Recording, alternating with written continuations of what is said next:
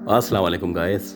मेरा नाम है अली और मैं अपने channel daily horror stories bye Ali से अल्हम्दुलिल्लाह आपके साथ मौजूद हूँ।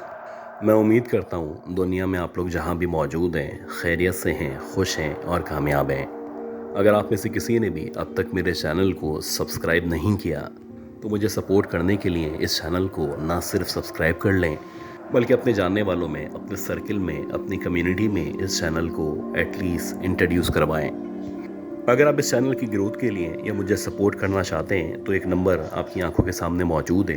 आप इस नंबर पे इजी लोड के ज़रिए या इजी पैसा के ज़रिए पैसे ट्रांसफ़र करके हमें सपोर्ट कर सकते हैं। ये जो पूरा काम है, जो भी स्टोरी टेलिंग है, वीडियो ग्राफिक्स हैं या जो भी काम है, इसके पीछे यकीनन एक टीम इन्वॉल्व है और बहुत सारे लोग हैं जो मेरे साथ मिल के काम किया करते हैं। अच्छा गाइस, आज की ये जो पहली स्टोरी है, ये स्टोरी मिस फरजाना की स्टोरी है और ये उस दौर की कहानी है जब 1978 या 1979 चल रहा था और ये लियाकताबाद नंबर 4 के करीब रहा करती थी। अगर आप लियाकताबाद की बात करें तो लियाकताबाद तो शुरू से ही एक ऐसा एरिया है जहाँ पे बहुत ज़्यादा पॉपुलेशन मौजूद थी। ना सिर्फ मौजूद थी बल्कि मौजूद है और शायद गए वक्तों में मौजूद रही होगी। ये जो लियाकताबाद का एरिया है, ये कुछ इस तरह का एरिया है कि यहाँ पे बहुत लंबी लंबी तवील तवील गलियाँ हुआ करती हैं और हैरान कुन बात यह है कि इन साफ गलियों के साथ साथ पीछे की तरफ एक गंदी गली या पतली गली भी दी जाती है। खैर, ये बताती है कि एक दफ़ा ऐसा हुआ कि रात के तकरीबन 9 साढ़े 9 बजे का टाइम था। शदीद सर्दी हो रही थी। मेरे घर में मेरे अलावा कोई भी मौजूद नहीं था, तो मुझे एकदम से पीछे की तरफ से, यानी जहाँ पे पतली गली मौजूद है, कुछ आवाज़ें आना शुरू हुई। कभी ऐसा लगता जैसे किसी जंजीर की आवाज़ है, कभी ऐसा लगता जैसे किसी ने चूड़ियाँ पहन रखी हैं और वो मुसलसल चूड़ियों को बजा रहा है या उसके चलने पे चूड़ियों की आवाज़ सुनाई देती है। और कुछ देर के बाद ऐसा महसूस हो रहा था जैसे किसी ने पायल या घुंघरू पहन रखे हैं और मुसलसल पीछे गंदी गली में टहलता जा रहा है। आम तौर पे उस दौर में भी और आज के दौर में भी ये जो गंदी गली है या ये जो पतली गली है, लोग यहाँ पे जाने से या यहाँ पे वॉक करने से, बैठने से परहेज़ किया करते हैं। इसकी वजह ये है कि एक तो ये बहुत कंजस्टेड गली है, दूसरी बात ये है कि आम तौर पे इस इलाके के जो भी बासी हैं वो यहाँ पे कचरा फेंक के इसको कचरेदान के तौर पे इस्तेमाल किया करते हैं। मैं एक्सपेक्ट नहीं कर रही थी कि पीछे कोई मोहल्ले की खातून होंगी या कोई मासी वगैरह होगी या झाड़ू देने वाली होगी जो कि मौजूद होगी। खैर, मुसलसल जब ये आवाज़ें बढ़ती चली गईं तो बिला आखिर मैंने वहाँ पे जाके देखने में ही आफियत जानी। अब जैसे ही मैंने दरवाज़ा खोला तो दरवाज़ा खोलते ही सामने वैसे ही गंदगी, बदबू मौजूद थी और वैसे ही पूरी की पूरी गली अंधेरे के अंदर डूबी हुई थी। लेकिन हैरान कुन बात ये थी कि मेरे लेफ़्ट साइड से, यानी आप कह सकते हैं कि 10 घर छोड़ने के बाद वहाँ से कोई चलता हुआ मेरी तरफ आ रहा था। ऐसा लग रहा था जैसे कोई औरत है जिसने सफ़ेद कलर की साड़ी या इस तरह के कपड़े पहन रखे हैं और वो आहिस्ता आहिस्ता ना सिर्फ मेरी तरफ बढ़ती चली आ रही है बल्कि ऐसा लग रहा था जैसे उसने कोई टोकरा या टोकरी अपने सर के ऊपर रख रखी है। जैसे कि आमतौर पे गांव के अंदर या इस तरह के माहौल में औरतें सफ़र करने के लिए या सामान ले जाने के लिए अपने सर के ऊपर टोकरी रख के उसको दोनों हाथों से पकड़ लिया करती हैं। जैसे जैसे वो औरत आगे बढ़ रही थी वैसे वैसे पायल और घुंघरू की आवाज़ मुझे वाज़े तौर पे सुनाई दे रही थी और ऐसा लग रहा था जैसे नाक से वो कुछ बेचने की या कुछ इस तरह की आवाज़ निकाल रही है, जैसे कि शायद वो कुछ बेचने के लिए इस गली के अंदर मौजूद हो। आम तौर पे उस दौर में, ख़ास तौर पे सर्दियों में, इस तरह से किसी औरत का इतनी रात में इस गंदी गली में घूमना बड़ी ही मायूब बात थी। खैर, वो मुसलसल कह रही थी कि जैसे शायद चूड़ियाँ ले लो या बच्चों के खिलौने ख़रीद लो।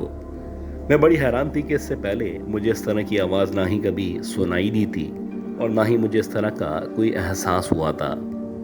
अजीब बात ये थी कि कुछ अजीब से अंदाज में वो चलती हुई मेरी तरफ बढ़ रही थी और जब मैंने उसको ऊपर से नीचे मुकम्मल तौर पे दोबारा से या तीसरी बार देखना शुरू किया और जब बिला आखिर मेरी नज़र उस औरत के पैरों की तरफ पड़ी तो अब मुझे लग रहा था उस औरत के जो पैर हैं वो ना सिर्फ टेढ़े हैं बल्कि कभी कभी मुझे एहसास होता जैसे इस औरत के जो पैर हैं वो उल्टे हैं। वाकई में ऐसा ही था कि मेरे सामने जो औरत मुसलसल चलती हुई आगे बढ़ रही थी, इस औरत के जो पैर थे ना सिर्फ उल्टे थे बल्कि मेरे ख्याल में मेरे सामने वही मखलूक मौजूद थी जिसे ज़बान ज़द आम में चुड़ैल या पिछल पैरी के नाम से जाना जाता है। آپ یقین کریں کہ جو گیٹ بند کرنے کا پروسیس تھا یا عمل تھا یہ مشکل سے 3 سے 4 سیکنڈ پہ مشتمل تھا، لیکن ایسا لگ رہا تھا کوئی طاقت ہے جس نے مسلسل میرے ہاتھوں کو نہ صرف جکڑ رکھا ہے بلکہ مجھے مجبور کیا جا رہا ہے کہ میں دروازے کو بند نہ کر سکوں۔ اسی دورانیے میں ایگزیکٹلی وہ عورت میرے بالکل سامنے موجود تھی۔ اس کا جو چہرہ تھا وہ نہ صرف جھلسا ہوا جلا ہوا چہرہ تھا بلکہ اب ایسا لگ رہا تھا کہ دیکھتے ہی دیکھتے اس کی آنکھوں کی جو آئی بالز ہیں یہ مکمل طور پہ سفید ہونا شروع ہو چکی ہیں۔ بس اتنا یاد ہے کہ میں نے آہستہ آہستہ کر کے زیر لب آیت الکرسی کی تلاوت شروع کی ہے اور آہستہ آہستہ کر کے میری آنکھوں کے سامنے اندھیرا آنا شروع ہو چکا تھا۔ جب میری آنکھ کھلی تو میرے گھر والے میرے اطراف میں موجود تھے، نہ صرف گھر والے بلکہ محلے والے بھی میرے قرب و جوار میں کھڑے ہوئے میرے ہوش میں آنے کا انتظار کر رہے تھے۔ گھر والوں کا یہ ماننا تھا کہ میں تقریباً 36 سے 38 گھنٹے کے بعد اٹھ کے بیٹھی ہوں اور مجھے مسلسل بہت شدید بخار چڑھا ہوا تھا۔ خیر کچھ دیر کے بعد جب میں نے اپنے گھر والوں سے یہ سارا کا سارا واقعہ ڈسکس کیا تو محلے کی ایک جو عورت موجود تھی اس نے بتایا کہ واقعی میں اکثر رات کے اوقات میں پچھل پیری یا چڑیل ان گندی گلیوں میں نہ صرف گھما کرتی ہیں بلکہ مختلف طریقوں اور بہانوں سے لوگوں کو اپنی طرف متوجہ کرنے کی کوشش کیا کرتی ہیں۔ آج بھی لیاقت آباد کے اندر وہی ویسے ہی لمبی لمبی پتلی پتلی گلیاں موجود ہیں اور آج بھی کہا جاتا ہے کہ ان گلیوں میں اثرات موجود ہوا کرتے ہیں۔ یہ کہانی اب سے تقریباً 27 یا 28 سال پرانی ہے۔ مجھے اچھی طرح یاد ہے کہ ہم لوگ عارف والا کے قریب ایک گاؤں میں رہا کرتے تھے۔ ہمارا جو گاؤں تھا اس میں ابھی بھی اتنی زیادہ سہولیات موجود نہیں ہیں، لیکن اگر آپ تقریباً 25 یا 30 سال پرانی بات کریں تو جو فیسیلیٹیز تھیں وہ نہ ہونے کے برابر تھیں۔ کچے پکے روڈ تھے، لائٹس نہ ہونے کے برابر تھیں۔ خاص طور پہ جو گورنمنٹ کی طرف سے لائٹس لگائی جاتی ہیں ان کا تو نام و نشانی نہیں تھا۔ اس کے علاوہ اکثر مغرب کے بعد جو گاؤں والے تھے وہ گھر کے اندر رہنے کو ترجیح دیا کرتے تھے۔ گاؤں والوں کا خیال تھا کہ مغرب کے بعد کچھ عجیب عجیب طرح کے واقعات پیش آتے ہیں۔ خیر اسی طرح زندگی گزر رہی تھی، بہت سادہ زندگی تھی، بہت اچھی زندگی تھی۔ لوگ ایک دوسرے کا خیال رکھا کرتے تھے، ایک دوسرے کے کام آیا کرتے تھے۔ انہی دنوں میں اپنے روزگار کے چکر میں بہت زیادہ پریشان تھا۔ میں کوشش کر رہا تھا کہ مجھے اسی شہر کے اندر یا اسی گاؤں کے اندر کوئی اچھی نوکری مل جائے، ورنہ مجھے کسی بڑے شہر میں جانا پڑ جائے گا۔ اپنے طور پہ میں نے پوری کوشش کی، لیکن جب مجھے وہاں پہ کوئی نوکری نہیں مل سکی تو بالآخر میں نے کسی دوسرے شہر میں جانے کا انتخاب کیا۔ مجھے اچھی طرح یاد ہے کہ جب میں دوسرے شہر جا رہا تھا تو جو میری جاب لگی تھی اس جاب کے مطابق مجھے 6 مہینے کے بعد یہاں پہ واپس آنا تھا۔ یعنی 6 مہینے تک نہ ہی میری چھٹیاں تھیں، نہ ہی میں چھٹیاں لے سکتا تھا، اور نہ ہی جو بھی میرے باسز وغیرہ تھے وہ میرے ساتھ تعاون کرنے والے تھے۔ خیر میں نے اللہ کا نام لے کے وہاں پہ اپنی جاب شروع کی۔ شروع میں مشکلات آئیں، لیکن جیسے جیسے ٹائم گزر رہا تھا دیکھتے ہی دیکھتے جو حالات تھے وہ بہتر سے بہتر ہوتے چلے گئے۔ اکثر میری اپنے گھر والوں سے مختلف طریقوں سے خط و کتابت کے ذریعے بات ہوا کرتی، یا پھر مجھے کوئی سامان بھجوانا ہوتا یا کوئی سامان منگوانا ہوتا تو جو بھی اس گاؤں کے قریب یا اس گاؤں میں جا رہا ہوتا اس کے ذریعے یہ سامان بھیجا یا ریسیو کیا جاتا تھا۔ اسی طرح مجھے یہاں پہ جاب کرتے کرتے تقریباً 1.5 سال گزر گیا، اور 1.5 سال کے دورانیے میں نہ ہی میرا گھر جانا ہوا، نہ ہی اپنے والدین سے ملاقات ہوئی، اور نہ ہی مجھے گاؤں کے بارے میں زیادہ معلومات تھی کہ گاؤں کے کیا حالات ہیں اور سب کچھ کیسا چل رہا ہے۔ خیر اللہ اللہ کر کے 1.5 سال کے بعد جو میرے مالک تھے، جب ان کا جو بیہیویئر تھا ذرا چینج ہوا، ان کو لگنے لگا کہ میں واقعی میں ان کے کام کے لیے یا ان کے بزنس کے لیے بہت زیادہ محنت کیا کرتا ہوں۔ تو عید آنے سے پہلے انہوں نے خود سے مجھے کہا کہ عید آنے والی ہے، اگر تم چاہو تو 15 یا 20 دن کے لیے چھٹیاں لے لو، کیونکہ جب سے تم آئے ہو تم نے نہ ہی چھٹیاں کی ہیں اور نہ ہی تم اپنے گھر واپس گئے ہو۔ اچھی بات یہ تھی کہ جو چھٹیاں مجھے دے رہے تھے ان چھٹیوں میں میری جو سیلری تھی اس کی کوئی بھی کٹوتی نہیں ہونے والی تھی۔ خیر انہوں نے مجھے جب اجازت دی تو میں فوراً سے تیار ہوا اور میں نے سوچا کہ جو میرے گھر والے ہیں ان کو وہاں پہنچ کے سرپرائز دوں گا۔ اب میں جس شہر میں جاب کر رہا تھا اس شہر سے جو میرے گاؤں کا راستہ تھا وہ تقریباً 9 یا 10 گھنٹے کا راستہ تھا، اور جو آخری بس تھی وہ رات کے تقریباً 7 یا 8 بجے روانہ ہوا کرتی تھی۔ میرا خیال تھا کہ میں رات والی بس کو لوں گا اور زیادہ سے زیادہ 9 یا 8 گھنٹے میں اپنے گاؤں پہنچ جاؤں گا، لیکن اتفاق یہ ہوا کہ جس ٹائم پہ یہ گاڑی نکلنی تھی اس میں کوئی خرابی ہو گئی، اور پھر یہ طے ہوا کہ اگلے دن یعنی دوپہر کے 12 بجے ایک ایکسٹرا بس ہے جو ہمارے شہر یا ہمارے گاؤں کی طرف روانہ ہوگی۔ خیر اگلے دن جب وہ بس روانہ ہوئی تو اس کو نکلنے میں بھی 1 یا 2 گھنٹے مزید لگ گئے۔ خیر اللہ اللہ کر کے جب میں مغرب کے بعد اپنے گاؤں کے قریب پہنچا، یعنی جہاں پہ بس اسٹاپ موجود تھا، جب میں وہاں پہ پہنچا تو وہاں سے جو میرے گاؤں کا راستہ تھا مشکل سے 25 یا 30 منٹ کا پیدل کا راستہ تھا۔ میں نے سوچا کہ اللہ کا نام لے کے چلنا شروع کرتا ہوں۔ سیدھا راستہ میرے گاؤں کی طرف جا رہا ہے۔ ہاں یہ ہے کہ الٹے اور سیدھے ہاتھ پہ بہت بڑے بڑے درخت موجود ہیں، کھیت موجود ہیں، اور یہ جو راستہ ہے اب بھی کچا پکا راستہ ہے۔ جیسے جیسے میں اپنے گاؤں کی طرف بڑھ رہا تھا ویسے میری جو خوشی تھی وہ بڑھتی چلی جا رہی تھی۔ بھل اسی دورانیے میں جب میں اپنے گاؤں کی طرف بڑھ رہا تھا تو مجھے راستے میں ہمارے ایک چاچا تھے جنہیں ہم انجم چاچا کے نام سے جانا کرتے تھے، وہ کھڑے ہوئے نظر آئے۔ عجیب بات یہ تھی کہ جو انجم چاچا تھے یہ جو قبرستان والا ایریا تھا اس کے بالکل سامنے کھڑے ہوئے تھے۔ انہوں نے سفید کلر کا لباس پہن رکھا تھا۔ اب جب میری نظر ان کی طرف پڑی یا میں نے ان کو دیکھا تو جیسے کہ عام طور پہ آپ کسی کو دیکھ کے سلام کیا کرتے ہیں ویسے ہی میں نے ان کو سلام کیا۔ اب جب میں نے ان کو سلام کیا یا ان کو مخاطب کیا تو بجائے اس کے وہ جواب دیتے انہوں نے میری بات کو نظر انداز کر دیا۔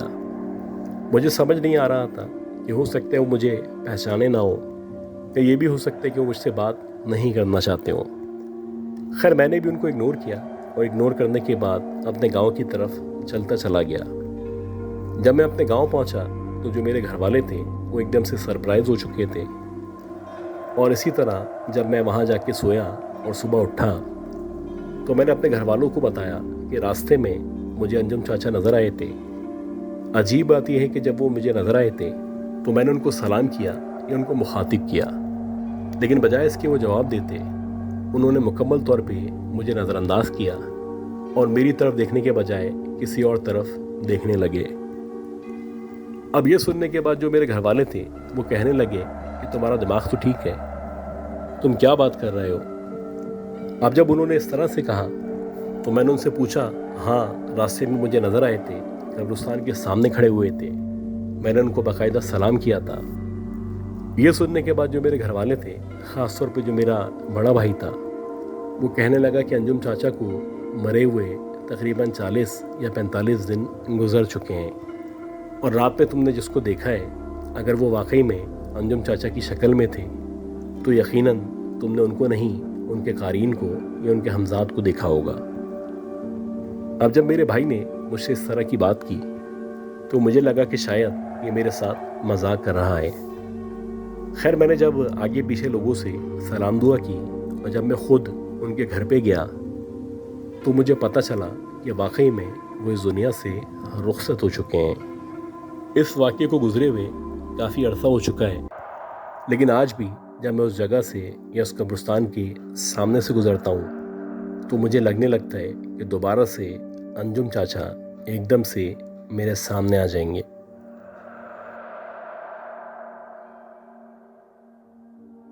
مس نورین بتاتی ہے کہ جو واقعہ ہے یہ 2001 کا واقعہ ہے، اور اس دور میں ان کا جو میکہ تھا، یا آپ کہہ سکتے ہیں جس گھر میں یہ رہا کرتی تھیں، یہ پیر کالونی کراچی کے اندر موجود تھا۔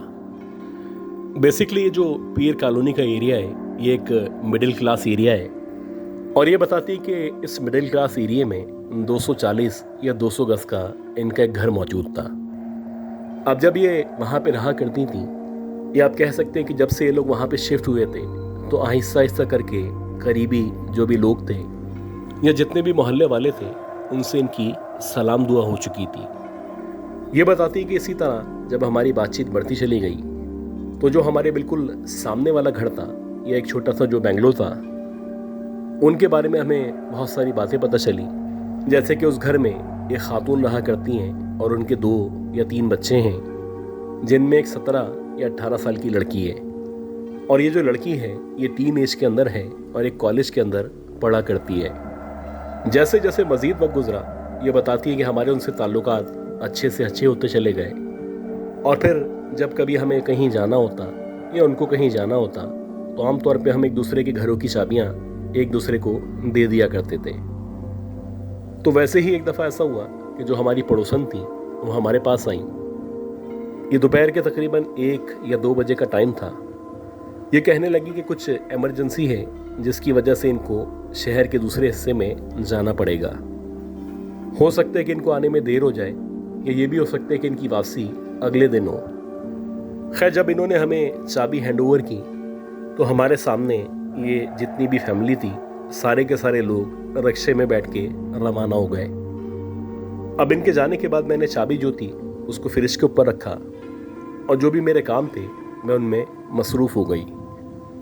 इसी तरह टाइम गुजरा और देखते ही देखते जैसे मगरिब की अजान का टाइम शुरू हुआ तो आमतौर पे जब मगरिब की अजान होती थी तो मेरी कोशिश होती थी कि किसी एक जगह बैठ जाऊं और बैठ के प्रॉपरली अजान का जवाब दे सकूं। वैसे ही मैं अपने सहन के अंदर बैठी हुई थी और मुसलसल जो मेरी नज़रें थीं वो सामने वाले घर में या उस घर में थी जिसकी चाबी मेरे पास मौजूद थी। मैंने देखा कि मगरिब की अजान के दौरान ही एकदम से इनकी बेटी कमरे के अंदर से बाहर निकली और देखते ही देखते जहाँ पे इनकी गैलरी मौजूद थी वहाँ पे आके खड़ी हो गई। अजीब बात यह थी कि उस लड़की ने स्कूल या कॉलेज का यूनिफॉर्म पहन रखा था और अपने बालों को खोला हुआ था। हालांकि आमतौर पे इनकी जो बेटी थी जब भी वो हमारे सामने आती थी या कम से कम गैलरी में आती थी तो उसके सर पे दुपट्टा मौजूद हुआ करता था। और सबसे अजीब बात यह थी कि इस घर की चाबी मेरे पास मौजूद थी और मेरे सामने ये सारे के सारे घर वाले किसी दूसरी जगह रवाना हुए थे। अब मैं सोच रही थी कि ये वापस कब आई और अगर आ भी चुकी है तो इसके पास चाबी कहाँ से आई है। खैर, जब तक अजान हो रही थी मुसलसल वो वहाँ पे खड़ी हुई थी और मैं भी अजान का जवाब दे रही थी। अब अजान होने के बाद मैंने नमाज़ पढ़ना शुरू की और नमाज़ पढ़ने के बाद मैंने सोचा कि मैं जाती हूँ और इससे पूछती हूँ कि ये अकेली इस घर में क्या कर रही है। अब जैसे ही मैं नमाज़ पढ़ने के बाद सामने वाले घर की तरफ बढ़ी तो हैरान कुन बात ये थी कि उस घर के अंदर वैसे ही ताला लगा हुआ था और लग ही नहीं रहा था कि जैसे इस घर के अंदर कोई दाखिल हुआ हो। जब मैंने ऊपर की तरफ देखा तो जहाँ पे गैलरी मौजूद थी तो उस गैलरी में भी अब वो लड़की मौजूद नहीं थी। एक अजीब केस था जो मेरे सामने मौजूद था। इत्तफाक से जो मेरा भाई है वो मेरे बराबर में ही खड़ा हुआ था। मैंने उससे पूछा कि तुमने सामने वाली की बेटी को देखा है? तो कहने लगा कि वो सुबह चाबी दे के आपके पास ही तो गई हैं। मैंने उससे कहा कि नहीं, उसके बाद यानी मगरिब के टाइम या उससे कुछ पहले तुम्हें नज़र आई है। वो कहने लगा कि आप ही, मैंने तो नहीं देखा। खैर, ये बात जो थी वो आई गई हो गई। इसी तरह रात के तकरीबन 11 साढ़े 11 बजे का टाइम हो गया। अब मैं सोने की तैयारी कर रही थी तो हमारा जो घर था उसकी बैल बजी। अब जब हमारे घर की बैल बजी तो मैं अल्टीमेटली बाहर गई और जब मैं बाहर गई तो हैरान कुन बात ये थी कि वही हमारी पड़ोसन, उनकी वही बच्ची और जो भी बच्चे थे सारे के सारे सामने खड़े हुए थे और वो कह रही थी कि जो हमारे घर की चाबी है वो वापस कर दो। अब कुछ देर तक मैं मुसलसल इन सबको देखती रही। ख़ास तौर पे उस लड़की के ऊपर मेरा फोकस था। उसने बिल्कुल घर के कपड़े पहने हुए थे, वो तैयार हुई भी थी, लेकिन उसके जो बाल थे वो बाकायदा कवर हुए हुए थे, यानी कि उसने एक स्कार्फ या दुपट्टा ले रखा था। मैंने उनसे पूछा कि क्या आप लोगों का शाम में वापस आना हुआ था? वो कहने लगी कि हम लोग शहर के दूसरे हिस्से में गए थे, इतनी जल्दी वापस आना मुमकिन नहीं था। अगर वापस भी आते तो आपके पास आते, आपसे चाबी लेते और फिर अपने घर जाते। अब मैंने उनको चाबी दी और मैंने उनसे मज़ीद बात करना बेहतर नहीं समझा। اس واقعے کے بعد میں تقریباً 2 یا 3 گھنٹے تک سوچتی رہی اور اپنے آپ کو سمجھاتی رہی کہ ہو سکتا ہے میرا وہم ہو، وہاں پہ وہ لڑکی موجود نہ ہو۔ خیر اسی طرح 1 دن، 2 دن اور پھر 3 دن مزید گزر گئے۔ 3 دن کے بعد اتفاق سے یہ دوبارہ سے آئیں اور دوبارہ سے انہوں نے اپنے گھر کی چابی مجھے ہینڈ اوور کی۔ چابی دینے کے بعد ویسے ہی اپنی فیملی کے ہمراہ رکشے میں بیٹھ کے کہیں روانہ ہو گئیں۔ اچھا عجیب بات یہ تھی کہ جب یہ جا رہی تھیں تو میں نے ٹائم دیکھا 4:20 ہو رہے تھے، یعنی شام کا آغاز ہو چکا تھا، اور آج میں نے باقاعدہ سب کے کپڑوں پہ، ان کے کلر پہ غور کیا تھا۔ میں دیکھنا چاہ رہی تھی کہ یہ سب کچھ میرا وہم ہے یا واقعی میں اس دن میں نے اس لڑکی کو چھت کے اوپر دیکھا تھا۔ خیر جب یہ لوگ گئے تو اس کے تقریباً 2 یا 3 گھنٹے ایسے ہی گزر گئے، اور جب مغرب کی اذان کا وقت شروع ہوا تو میں نے جان بوجھ کے اس گھر کی طرف دیکھنا شروع کر دیا۔ میں مسلسل اذان کے ساتھ ساتھ اس گھر کی طرف دیکھ رہی تھی، اور میرا جو دھیان تھا مسلسل گیلری کی طرف تھا۔ خیر کچھ دیر تک تو کچھ بھی نظر نہیں آیا، لیکن اس کے کچھ دیر بعد، یعنی جب اذان اختتام پہ تھی، تو میں نے دیکھا کہ گیلری کے سامنے ایک بزرگ جو کہ 80 یا 85 سال کے ہوں گے، بظاہر دیکھنے سے ان کی شکلوں سے مل رہے ہیں، جو کہ یہاں پہ رہا کرتے ہیں۔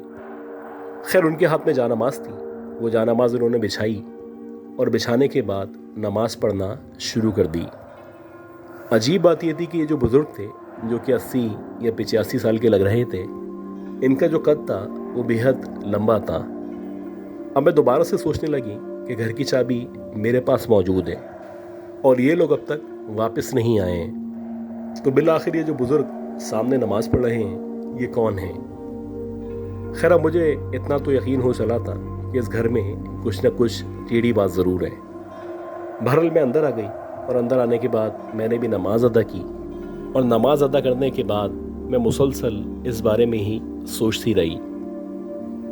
اللہ اللہ کر کے جب رات کے 11:30 12 بجے کا ٹائم ہوا اور یہ جو ہماری پڑوسن ہیں یہ واپس آئیں، تو جب ہماری یہ پڑوسن واپس آئیں تو ان کے آنے کے بعد میں نے ان سے پوچھا کہ آپ بتائیں کہ آپ جب گئی تھیں تو آپ کے گھر میں کوئی بزرگ موجود تھے؟ وہ کہنے لگی کہ نہیں ہمارے گھر میں کوئی بھی موجود نہیں تھا، ہو سکتا ہے کہ آپ کا وہم ہو۔ جب انہوں نے اس طرح سے کہا تو میں نے اس دن والے واقعے کے بارے میں بھی ان کو بتایا۔ اب جب میں نے ان کو 2 واقعات بتائے تو وہ تھوڑا سا جھیپنے لگیں، اور کچھ دیر کے بعد انہوں نے اپنے بچوں کو کہا کہ تم لوگ گھر کے اندر جاؤ، میں تمہارے پاس کچھ دیر میں آتی ہوں۔ خیر وہ میرے ساتھ ڈرائنگ روم کے اندر آ کے بیٹھ گئیں، اور کچھ دیر سانس لینے کے بعد انہوں نے بتانا شروع کیا کہ جس گھر کے اندر یہ رہ رہی ہیں، اس گھر کے اندر اس طرح کے واقعات پیش آتے رہتے ہیں۔ اکثر ان کو وہ لوگ نظر آتے ہیں جو کہ اس گھر میں یا اس ایریے میں موجود نہیں ہوتے۔ اسی طرح انہوں نے بتایا کہ ایک دفعہ ایسا ہوا کہ رات کے تقریباً 1 یا 1:30 بجے کا ٹائم تھا۔ ان کے جتنے بھی بچے ہیں وہ سونے کے لیے لیٹ چکے تھے، اور آہستہ آہستہ کر کے جو بچے تھے نہ صرف سوتے چلے گئے، بلکہ عجیب بات یہ تھی کہ ان کو لاکھ کوشش کے باوجود نیند نہیں آ رہی تھی۔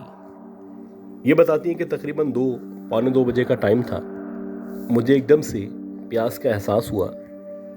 حالانکہ میں عام طور پہ اپنے برابر میں پانی رکھا کرتی تھی، لیکن اتفاق سے اس رات میرے برابر میں پانی موجود نہیں تھا۔